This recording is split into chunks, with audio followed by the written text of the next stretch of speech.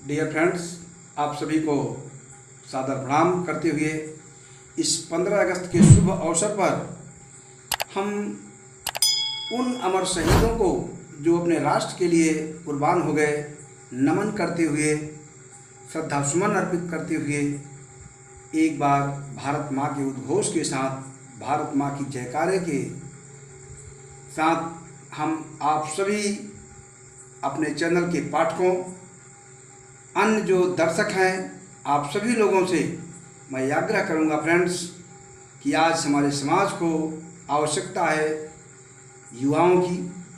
ऐसे युवा जो अपने देश के लिए, देश को आगे बढ़ाने के लिए, कुछ कर दिखाने के लिए, युवा शक्ति का प्रभाव दिखाने हेतु अपने आप को समर्पित करते हैं राष्ट्र के नाम। उन युवा शक्तियों को आज देश की आवश्यकता है। फ्रेंड्स, ज़्यादा वक्त ना लेते हुए मैं आप लोगों को थोड़ा सा मोटिवेट करना चाहूँगा।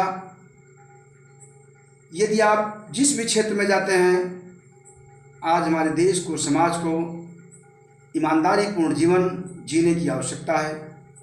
चाहे राजनेता हों, चाहे विद्यार्थी हों, हर स्तर पर हर व्यक्ति को ईमानदारी और नैतिकता के साथ अनुशासन प्रिय होना अति आवश्यक है। आज हम युवा पीढ़ी से, अपने सभी पाठकों से, अपने सब्सक्राइबरों से ये कहना चाहेंगे कि भविष्य में आपके भाग्य में क्या लिखा है। हो सकता है कि हमारे इन सब्सक्राइबरों में से, हमारे जो व्यूअर हैं, इन्हीं में से कोई कल देश का प्रधानमंत्री बन जाए, कोई डॉक्टर बन जाए, इंजीनियर बन जाए, एक आप अच्छे वकील बन जाएं। तो फ्रेंड्स डिफेंस डिपार्टमेंट में, जिस भी डिपार्टमेंट में आप रहें, अपने डिपार्टमेंट के साथ कदाप लापरवाही न करें। ईमानदारीपूर्ण गरीबों को, किसानों को न्याय दिलाने का कार्य करें। तो जनहित में आपका नाम भारतीय इतिहास में इन्हीं क्रांतिकारियों की तरह अमिट होगा। फ्रेंड्स, मैं आपको एक कहानी थोड़ा सा सुनाना चाहूँगा। एक ऐसे किसान की, सन 1980 की बात है। एक किसान जो मैले कुचले कपड़े पहने हुए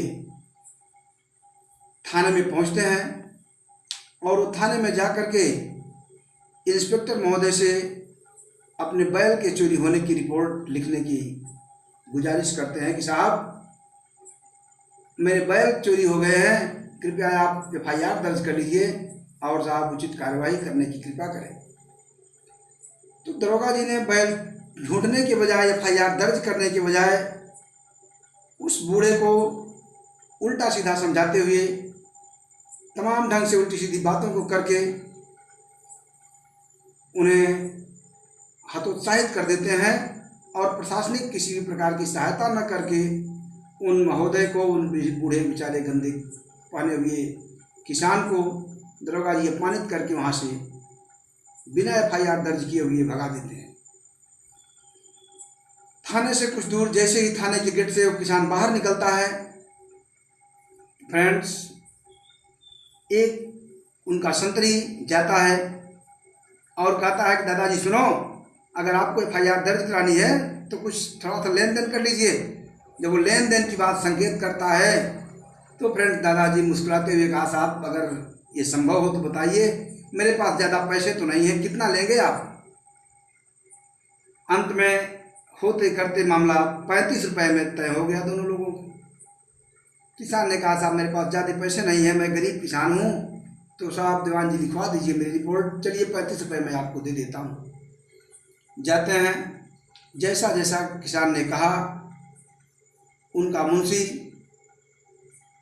रिपोर्ट FIR के तौर पर दर्ज करता है और पूछता, दादाजी आप हस्ताक्षर करेंगे या तो अंगूठा लगाएंगे। दादाजी ने मुस्कुराते हुए कहा कि साहब मैं तो हस्ताक्षर करूंगा। तो कहा ठीक है दादाजी। कलम की ओर दीवान जी हाथ बढ़ाते हुए, क्योंकि दादाजी के पास कलम नहीं थी, तो वो अपने कलम को बढ़ाते हुए देने का प्रयास करते हैं कि हम दादाजी को अपनी कलम दे दें।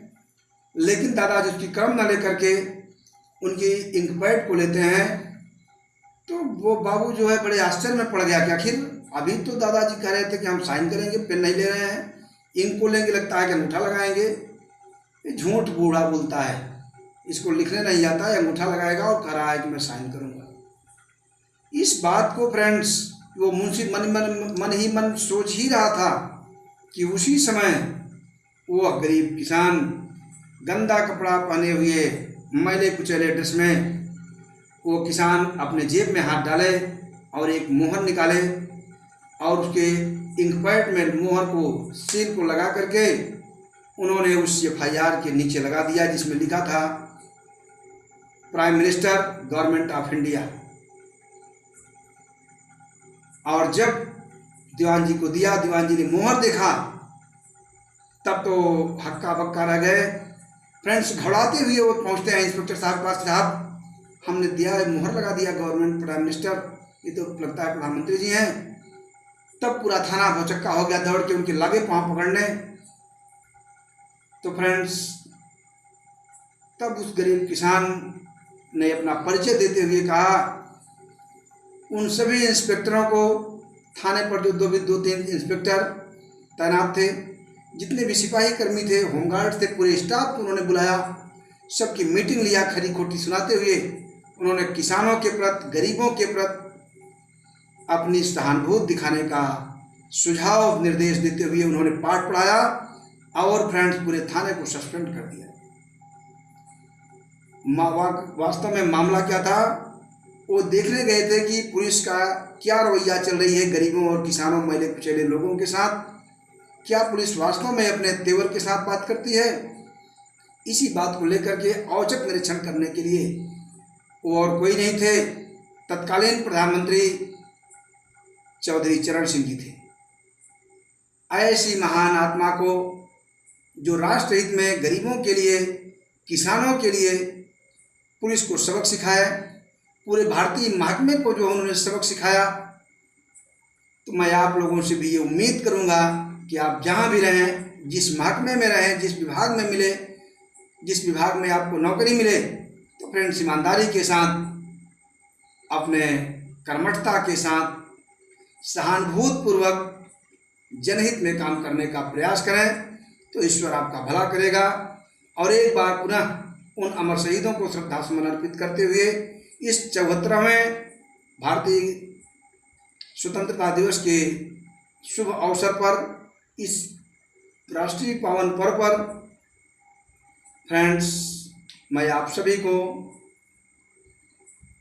यह आहूत करूंगा, आप सभी को यह गुजारिश करूंगा कि आप जहां भी रहें ईमानदारी का पाठ पढ़ें, कर्मठता का पाठ पढ़ें और दूसरों को भी पढ़ाएं।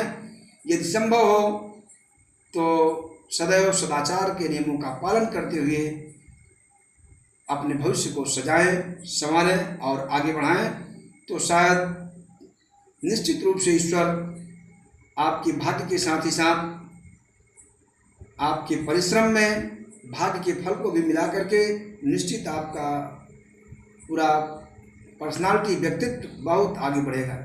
इन्हीं शब्दों के साथ जय हिंद, जय भारत।